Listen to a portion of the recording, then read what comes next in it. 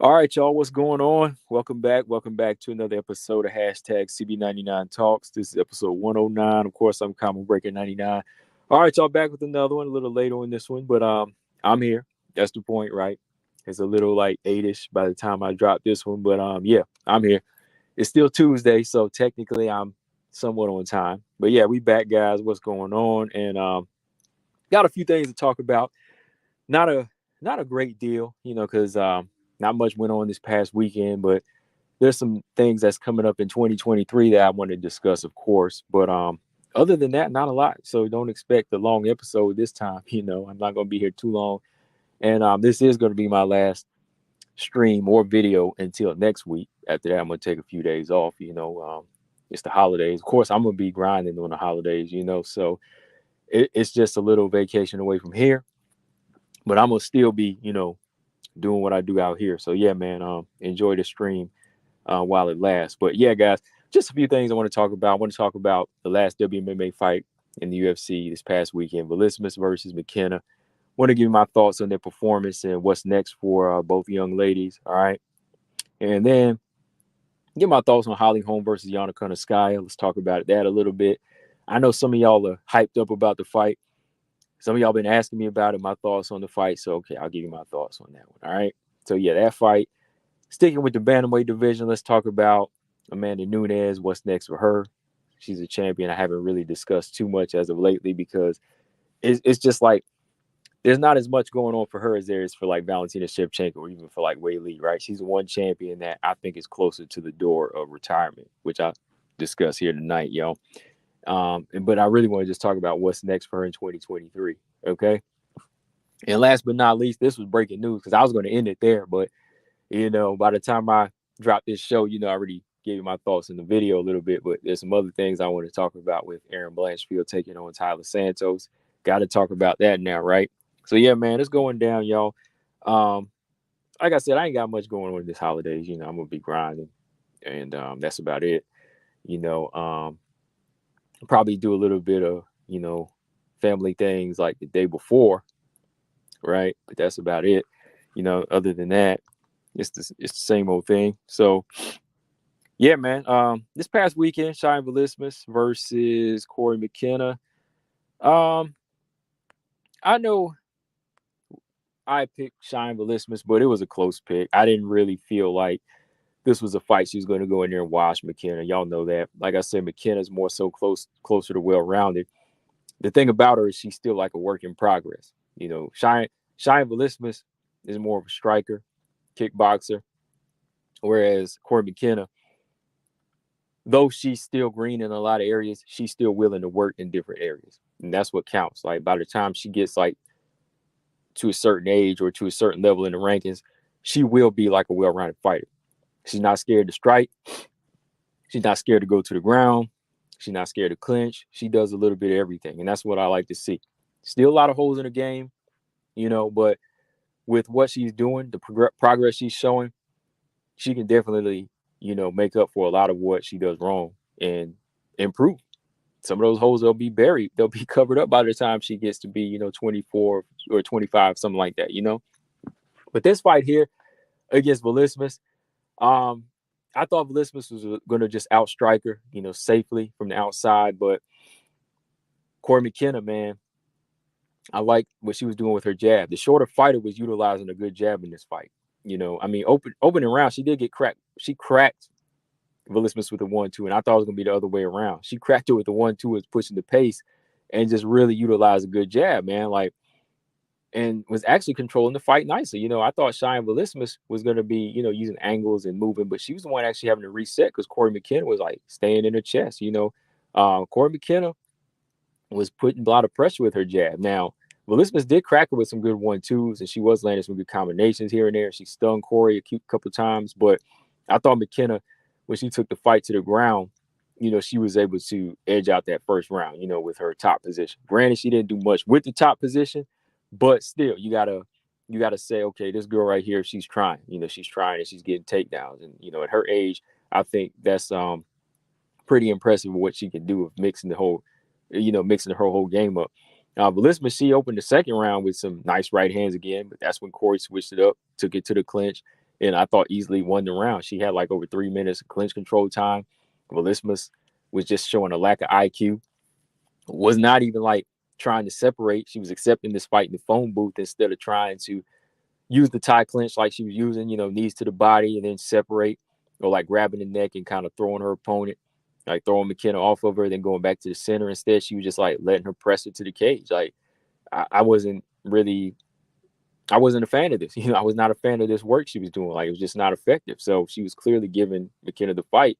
Then the last round, McKenna wraps it up with another takedown. I mean, Vlismas needed the knockout to me, and she had the style. Like when she was landing a couple of these right hands, when she would step in, she could have followed up with some good leg kicks, but not enough leg kicks, head kicks. She just lacking in all of this department here, and just trying to fight off her back and accepting these positions. So, Corey McKenna definitely showed the well-rounded game that could advance in the future. I mean, I'm not going to be like most people say, oh, okay, her ground game wasn't all that, or like she didn't do much of these takedowns. The fact is she was getting these takedowns and she was getting top position, right?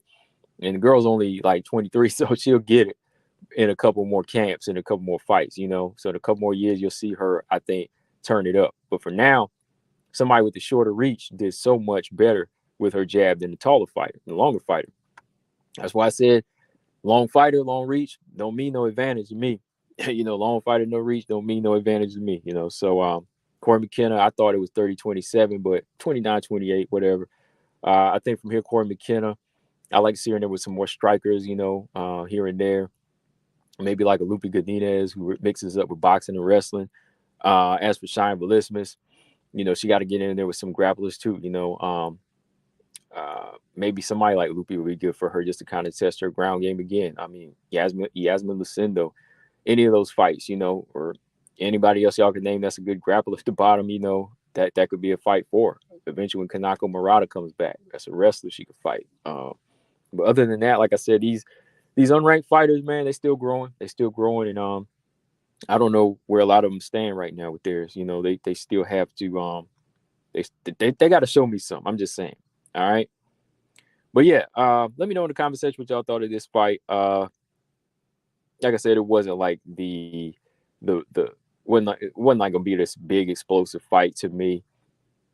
I expected about what I expected from both fighters. Thought Vlismas would have did more, but that's how it goes. Got to get back to work, girl. All right. So let's talk about this fight coming up in March. All right, you got this bantamweight fight between Holly Holm and Julianna Kunitskaya. Some people asked me about it, and they want to know my thoughts. And first off, I got to say, look, Holly Holm, I still think that she's one of those fighters, similar to some boxers I know, that just does not know when to quit. I give her a lot of respect for her heart. She's one of the bravest, right? She loves a challenge, but she just doesn't know when to stop. And at the same time, her challenge, when she wants to step up to a challenge, I don't think she's making the right changes in a fight to overcome a challenge, right? She stares, a challenge in the face. She'll step into the fire, but it's like sometimes she doesn't put on the right suit so she doesn't get burnt, if that makes sense. You know what I mean? Like we've seen it time and time again where she loses to some of these elite fighters, but I don't see the right improvements in there, Granted, I think she is trying, but sometimes it just doesn't stick with certain fighters, right? And now that she's 41, it's really hard to see her back in the mix for a title shot, or even getting close to that. Julianna Kunitskaya, she's coming off of a maternity leave. She's back in the game. And, she's coming off a loss to Irene Aldana. To me, I thought she should have fought down a little bit, but they got her up at the top against Holly. And I guess Holly's the most logical one for her to fight at the top since she is 41 years old. How I see this fight going, though, like I said, I don't really see this thing being like a big action-packed matchup. I think Holly and Yana, they both know each other well enough to say, okay, I know what to stay away from. At the same time, Yana is the one that might take more chances since she's a little bit more fresh and younger. And, you might see her go in there and try to use her size. If she has the advantage, if she has that chance, she'll put that top control on Holly Holm. Holly Holm, we got to see if she still has the legs. She looks great physically, but what about the inside? That's what I'm always questioning about some of these fighters, and even just athletes in general. They look great on the outside, muscular, but like the wear and tear on their bodies, like what kind of pain are they really in? And I want to see if Holly can still move, and does she still have the hand speed and the gas tank, right? So I think Holly might try to keep this fight like control from the outside, do what she does, the usual flurries and head kicks here and there. But it's going to be Yana who is looking maybe to use her striking to get on the inside and press for a clinch fight against the cage and eventually get it down to just control on top, right? So that's the type of fight I see playing out here with this one. But it's not like really like this big explosive fight. I was thinking, oh man, like we need to see this decide who's going to go for the strap next, right? Because we know Holly already been there, done that against Nunes, and we saw how that turned out. Julianna Kunitskaya, in my opinion, is not really title contender ready, right? I don't know if she'll ever be. You know what I'm saying? I'm just giving my opinion because, I saw the Irina Daniel fight, and even like a Julianna Pena, I think would be too much for her. Yeah, she beat Ketlin Berry, but, that was, kind of an uneventful fight where she just used that one strength, and I don't think that'll work against some of these other girls, right? So, yeah, man, Julianna Kunitskaya, I think I'm going for Holly Holm, but if she was to be the one to win, I mean, that would be a different look for the division, which they need right now. Holly, I think, is kind of a situation where she might have to take an L to get a hint, just to kind of help push her out the door for her own good. I know a lot of people want to be on Fight Code and say, oh, no, that person's a warrior, they deserve it. I think about a person's well-being a lot, especially in a fight like this. 41 years old, I don't know if there's anything I want to see her do in there, even try to recapture glory. Not even whenever she's, she hadn't even got close to recapturing glory, right?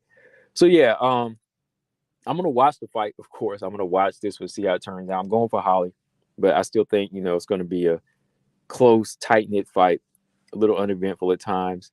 And I wouldn't be surprised if Yana got the edge in this one. Really, I wouldn't. All right? Well, let me know what y'all think, guys. That's about all I have on that fight for now. I mean, really, pretty much it. But let's keep it in the 135-pound division. Let's talk Amanda Nunes here real quick. Amanda Nunes, look, she's the champion out of all the WMMA champions that I think is closer to retirement at this point. That's why it's been kind of hard for me to decide, like, what's next for a big challenge for her. Because, let's see, Amanda Nunes pretty much dominated her division. In her secondary weight class, featherweight, offers nothing. She already beat Cyborg, Megan Anderson, Felicia Spencer, the best at what you could call a division, right? It's not even really a division now, right? So that division doesn't offer much. In the division she's in, she, like I said, she already beat everybody. There's a couple different looks that she could fight again. It's different than Valentina. That's why I think Nunes is much closer to retirement than Valentina, because Valentina has options in her own division, options at her secondary weight class, which is 135. Third fight with Nunes, right? So it's a little bit more interesting for her. Not saying that Valentina, her resume is better than Nunes, but I'm just telling you that I think Nunes is much closer to the end of her career, and I wouldn't have a problem if she decided to retire today, really. You could cap it off as one of the best WMMA fighters. Some people think she's a GOAT, right? I don't do GOAT talk anymore. But anyways, yeah, Nunes just has the list, has the bodies on her resume that can kind of just say, okay, what else can we do? Well, if she continues on in 2023, I just wanted to take a look at some of the names here that she has that can be presented to her. Which one should it be? Somebody asked me, who do I think she should fight at this point? Well, let me see. Out of the 4 people I have up here, let's start with Ketlin Berry. All right. Well, Ketlin Berry alone, I think she'd be a different look, but she's tied up against Rocky Pennington coming up in the coming year. So if she didn't have to take this fight, then yeah, I would say probably her in a fight in Brazil. She gives a different look, size, round game, some power to her shots, but I still think like Amanda would, dominate. But I just think that's the best we could do as far as like a different, well, I'm gonna say the best we could as far as a different look, but she's one different look for Amanda that should have happened before. and we could just come back, just try to revisit back like 2017 when this fight was supposed to happen. Maybe we can kind of get somewhat of an idea of what the challenge would have looked like. But I think Ketlen Vieira, with her 2 wins against Holly and Tate, kind of earned her that spot at this point. I know she got knocked out by Irene Aldana, but hey, she's been the more active, I guess, right? So that's one we could look at. Going down here, Julianna Pena, the third fight with Julianna Pena. That's a fight that, at this point, when you look at what's going on in the division, it could happen. I mean, the first fight, Julianna Pena, she got Amanda out of there in 2 rounds. And the second fight, Amanda Nunes won every single round, pretty much shut her out, but still came out looking like she'd been ran through a meat grinder, which is crazy. I mean, Amanda Nunes left on crutches, had a swollen eye, everything. You wouldn't believe that she just knocked Pena down 5 times, busted her up, knotted her up, and shut her out. And you wouldn't believe Pena lost every single round the way Amanda looked. You would have thought it was like a Mayweather Gatti, a Ward Gatti fight, but it was really a Mayweather Gatti fight because she just outclassed her in every single round. But she still got bit plenty of times by the dog in there, right? So with that, it makes Pena look like the more logical opponent because she's bringing in entertainment, the action. She can get in Amanda's head. She's a physical challenge somewhat. She's always there. She won't quit fighting. She is a 5-round fighter. Like, her lack of IQ in the second fight, cost her, but she's still dangerous, right? She's much more dangerous than anybody in the division, I think. That's the thing about her. No quit in her is what really keeps her going. So that makes her look like the more attractive opponent than all the rest, right? So let's hold off on her here. Irene Aldana definitely has a different look for Amanda. She's definitely got something I think would be a problem. The boxing, the left hook, if she can set it up, if she stays in the fight. Sometimes with Irene, the minuses outweigh the pluses with her. Like, she has the boxing, the movement, the range, the power, but that lack of ground game, the accepting takedowns, and sometimes taking too many rounds off costs her. Because even in the Macy Chiasson fight, I thought she could have clearly won it. I mean, if it wasn't for that heel kick to the stomach, I mean, Macy was looking like she was about to take this fight to the ground and get it again. You know what I mean? Because she did win that second round convincingly with her ground game. And then when she started to take Irene down again, and if she hadn't got up, and then eat that heel to the stomach, she probably would have stayed in it, and it could have been interesting. So Irene, though she stopped Macy Chiasson, I don't think it was like one-sided, right? So you still see like there's some up and downs in the way she fights too. So I think even with Amanda, like, Amanda might eat a shot or two, but she could eventually, even with her striking, stepping up, she might give Irene problems, and then eventually get the fight to the ground and just ride it out for 5 rounds until she stops Irene Aldana, right? So I think Irene has some skills, but I don't think she has that same push and like Julianna Pena, that same type of dog. So it's still looking interesting for Julianna Pena. Rocky Pennant taking on Ketlen Vieira.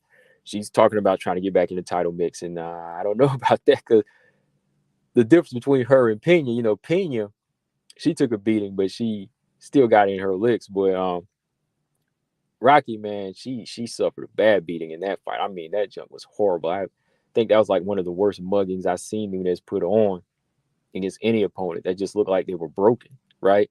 Like the Pena fight, Pena had her head split and she dropped 5 times against Nunes. But Rocky was like beat down. I mean, her head was split. I think her leg was damaged, and her team was trying to still let her go on, and she looked broken. And I think, what did she say? She didn't want to go on in that fight. So I was like, yeah, she was broken all around. Like, that's the worst beating I've seen,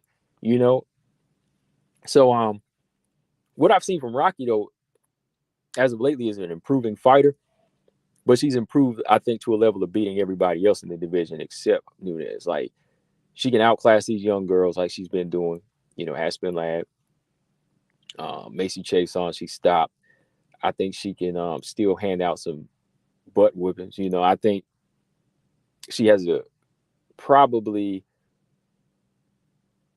under Irene Aldana, I say she has the best boxing or it could be tied up because, I think her boxing is really looking sharper, her jab and her feints.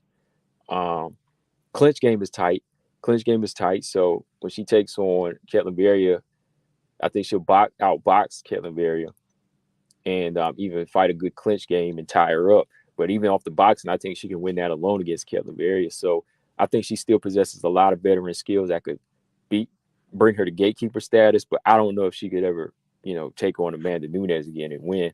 So she's kind of out of the question. I like Rocky, but out of the question for me. I already seen that. So I think what it comes down to is really Aldana and Pena here. Pena for one, I was kind of on the fence before, and I was one of the ones saying she don't deserve it, get another fight first. But with what's going on in the division and the way she talks and the way she performs and the way she gets under Amanda's skin, entertainment-wise, why not? Right? Why not? Or have her and Aldana fight for a title eliminator, right? Let that happen, or just give it to Pena then. Because, it's kind of like you want to see the one that doesn't show any quit. The one that is going to keep coming for 5 rounds. Because the one that's going to keep coming, they're always they always keep the champion in danger, right? So really, for me, I guess we would say Julianna Pena in the third fight in 2023, right? Because it doesn't seem like they're lining anybody else up for her, and she just continues to post about Amanda Nunes and wanting Amanda Nunes. Like, the matchmakers hadn't said anything. Pena hadn't said anything about fighting anybody else. So it's like even the UFC is kind of like, we don't really know what's going on with the 135-pound division. They're putting more time and energy at 115 and 125 now. So if anything, I think just go ahead and give her trilogy and see where it goes, right? I would prefer Pena Aldana, but since they can't decide, but since Irene hasn't been calling for the shot, it looks like Pena might be the one, right? That's what I'm saying. But I think 135 just needs a makeover in general. Like the way they're pushing up flyweights, I think they need to push up some more bantamweights and sign more bantamweights at 135, though. But let me know what y'all think in the comment section, man. I don't know. I just hope they can do something with 135 at some point, man. But yeah, I really do think Amanda, this could be her last year, in my opinion. I think it could be if she gets in at least 2 or 3 two title defenses. I ain't gonna ever say 3 for her anymore. If she gets in like 2, that might be it for her. Yeah. But yeah, I'll probably say rubber match at this point. If they don't do the Aldana fight. Aldana is a different look, but I think Pena's the one with no quit in her. So yeah. Let me know what y'all think, guys. Well, last but not least, speaking of pushing up flyweights, video already put out. I already put that out, talking about this fight a little bit. But Santos Blanchfield is going down, y'all. Talking about the business side of it a little bit more in this segment. I think the UFC is at a point where, they don't want the same old thing for Valentina. They just don't want the same old challenge that steps up and loses. So they're trying to build up and capitalize off of the energy that's being brought by these two and fighters like Ebas, So with Valentina not wanting the rematch, I think that they partially agreed with her, or pretty much agreed with her, that Santos needs one more fight. So they want to build her back up to make it even more interesting, right? They don't just want to go back into a rematch and say, let's do it. They want to make this something bigger. They want to make it bigger. So what they want to do is bring in another fighter like Blanchfield, who's also an excellent grappler, a young, hungry fighter that has no yellow bone and yellow streak on. No fighter has a yellow streak on. Let me just say she's a little bit more gutsy than most. All right. So when you got a fighter like that going in there, making her way up, you want to put both up against each other. I'm just trying to think how they think here. Blanchfield, to me, I think she could have done with a couple more fights, but right now they want this thing to be a win-win for the UFC here, because whoever wins this fight is going to be for surely calling out Valentina. We know that, right? We know Tyler Santos wants it now. She just has a barrier in front of her, and that's Blanchfield. So the minute she beats her, she's going to say, hey, I want my rematch, doggone it, right? She's going to be, I want that rematch. And we know Blanchfield, already been talking about one day when I get up there, I'm gonna beat the champion, right? So with her signing a 4-fight deal, she's already like, okay, I'm in agreement with the UFC. I'm ready for the upper echelon. And with the upper echelon being that top contender that also wants a title shot, right? She can sneak in and grab that title shot. And believe me, she's going to take it because look at this energy that she's bringing. She's not going to say, I want to fight back down and fight one more fight. She's put herself in this position because she agreed with the UFC. So she's saying that if I fight this title eliminator top 5 and I beat this person in convincing fashion, I'm ready, right? And for her, thinking that way, what would it be like for her to say, oh, I want one more fight now? See, some of the other fighters you can argue, like Grasso and Manon, they fought their way up, but there was always energy where they said, I want to perfect something. I want to do this step by step. I want to take my time with it, right? But with Blanchfield, we know for a fact that she's wanting it. And who else is gonna build her up besides Santos? Santos already been in there with Valentina. She already going in there with a contender that possibly or arguably could have won in a lot of people's eyes. So that type of fighter like Santos is just one step away from the champ. So if you could go in there and blow out Santos or dominate, we know Valentina's a different fighter, but that proves you're on a level of, okay, I'm better than the rest at this point, right? Possibly I could go in there and do something Santos didn't do and beat Valentina in maybe a better technical fashion or a brutal fashion. Who knows, right? So the UFC is looking at it in all these different ways now. So they want 2 fighters that they know for sure is going to call out the champion, right? That's not going to give them a hard time to matchmake or say, okay, now we got to put this on hold, put that on hold. Oh, this can't happen, right?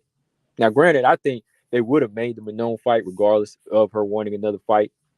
So Manon would have taken the title fight regardless because, she was number 1. But now she had the ruptured ligament. She had surgery. So that's why she's out. So they have to look somewhere else. But I think they would have put her in there and she would have had to take in that fight.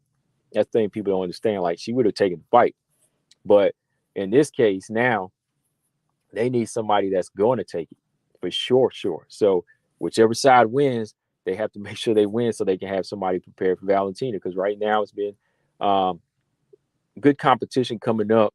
Not really slim pickings like 135, but they have to start lining this year up. And who knows? If Aaron gets this victory, it could just put a whole different spin on the flyweight division, right? So yeah, man. I just think for me, like with Aaron, with what she has and what she's gifted at, it could be nurtured a little bit more. But this happens sometimes. This happens sometimes. If somebody else doesn't want it, they have to step in and take that opportunity, right? They have to take that opportunity. With her new 4-fight deal, she's looking to definitely bag Valentina on one of these 4 fights, right? I think early on, though, like just early now, Santos still possesses a lot. So even if Aaron comes up short, she'll learn a lot from this fight. And with those 3 other fights, she can still get in some other fights, like I said, and get that work in and possibly just push her way up the ranks slowly again. So it's not over for her regardless. It's not. It's not like, even though she can't, grow slower and she's jumping way up now, if she loses, she can still backtrack and say, oh, okay, I can work again. Kind of like how Macy had to do with Roxy. She had to get that work in from Roxy, then say, oh, I got to go back and reinvent myself and rework it. So with Blanchfield, I don't think her fall will be as harder, but, she'll be like, oh, okay, if I take an L, so what? I'll come back, fight a couple more fights, and then boom, put myself back in title contention, right? But yeah, business-wise, I think that the UFC is looking to make this thing interesting with 2 styles that I won't say are full on kryptonite to Valentina, but are kind of her weakness. Strong fighters who like to get takedowns, strong fighters who are very good at their jiu-jitsu. Blanchfield being a bit more technical, Santos being a little bit more rugged, still technical too, but being a little bit more physical and rugged in there. Those are the ones that are going to be problems, I think. So they want that win-win. 2 things going for both. They both want the championship. They both will call her out. and they both have those styles that could be a problem for Valentina. So they said, okay, we got to go with this one. Let's do it, right? So yeah, guys, like I said, I would have liked to see Chikagan and there with Santos and Grasso in there with Blanchfield, but I'm gonna watch this fight because I think it's gonna be good. When it comes down to it, it's not a bad fight. It might be a little too soon, but it's still a good fight. Okay, it's still a good fight, guys. So let me know what y'all think. But that's all I got on this one, y'all. I'm done. 30 minutes in, yeah. So yeah, I'm done with this one, guys. But yeah, let me know what y'all think in the comment section. For sure though. And yeah, last video or last stream and video until next Tuesday. I am taking the rest of the week off, guys. I said, you know what? Not much going on. It's the holidays. Let me go ahead and drop this episode here for y'all. It's a little later, I know, but once I put this out, we'll be back next Tuesday for the New Year show. You know, the year in review show. You know, going into the next year, and probably I'll do some open links. You know, if people want to come in and give me their favorite fights or what they think the knockout of the year is or whatever, you know, we can do that. All right. But yeah, I'm gonna run through, you know, some of my year ends, you know, like favorite fight, best fight, worst fight, best fighter. And I won't do worst fighter though. See, worst fight is different than worst fighter. I ain't gonna never call somebody a bad fighter like that, man. I mean, you know, yeah, I ain't gonna do that. But worst fight, you know, it takes two to tango. If you put on bad performance, I call it out for sure. But yeah, guys, that's all I got on this. Make sure y'all subscribe in the to the YouTube channel and to the podcast platforms. That's what I'm gonna say from now on. You go to iTunes, Spotify, iHeartRadio, all that. You can catch this show hashtag CB99 Talks. But yeah, appreciate new subscribers. But yeah, we'll be back next week, guys. So I'm gonna say this: have a Merry Christmas, have a safe holiday for y'all, and we'll be back next Tuesday. Combo Breaker 99. I'm out. Subscribe. Peace.